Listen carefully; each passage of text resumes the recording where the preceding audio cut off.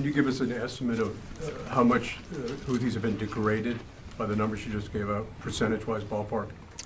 Again, Tom, I can't go into the specifics in terms of the totality of their capabilities and provide percentages other than, again, it's fairly significant when you look at the missile launch and deployment facilities, missiles, you're talking over 50, when you add those numbers together in addition to the other capabilities. So clearly a degradation of capability. We have been very focused on targeting the kinds of things that they've been employing or using to conduct attacks against international shipping and mariners, and that will continue to be our focus. And so the last Houthi attack that I'm tracking was on the 18th of January, so 5 days ago. As you know, since that time, we have taken several self-defense strikes when there was an imminent threat or an anticipated launch. But again, we'll continue to stay focused on that. Can you give us an update on al-Assad damage assessment? And also, there were 2 service members wounded. What's their status? And then I guess you're going to be monitoring others for TBI, potentially numbers. And finally, was this the first time ballistic missiles were fired at U.S. personnel in Iraq? Yeah, thanks, Tom. So a couple things there. So in terms of al-Assad and the attack that we saw over the weekend, to my knowledge, no significant damage to the facilities. I am tracking reports today of another attack at al-Assad, which we're, heard those reports, we're looking into it, and so we'll have more to provide on that as it becomes available.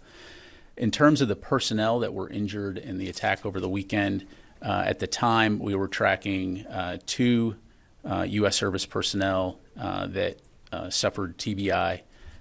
Since then, we have identified 2 additional service members for a total of 4. To my knowledge, all have returned to duty at this point.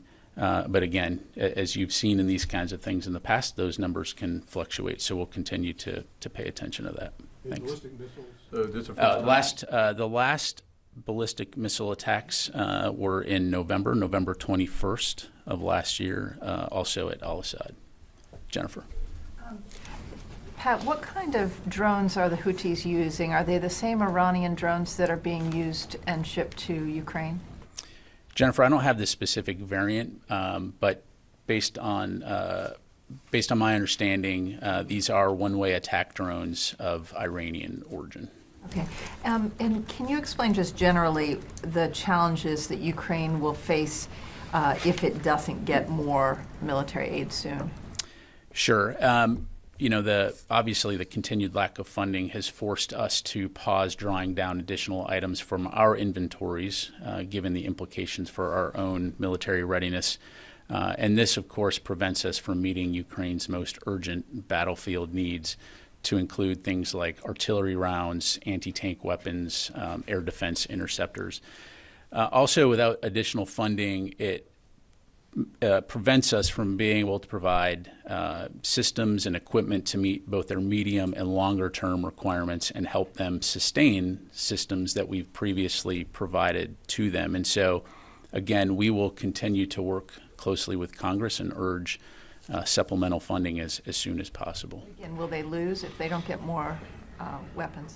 Well, I don't want to predict the outcomes on the battlefield. Obviously, Ukraine has a vote when it comes to fighting on the battlefield, but clearly, the threat is real. And I think the fact that Russia continues to demonstrate an intent to fight against Ukraine and to occupy Ukraine and to eliminate Ukraine as a country highlights the fact that this is a serious security threat that is not going to go away. So the sooner that we're able to continue to provide the levels of support that we have, the better, not only for Ukraine, but for the international community. Is this the first time the U.S. has not been able to pledge anything to the contact group? Was anything pledged today? Any long-range weapons? Any more Abrams tanks? Yeah, I'm not tracking any specific material support, but of course we do continue to provide support, for example, training, and of course leadership via the capability coalitions that I highlighted in the topper.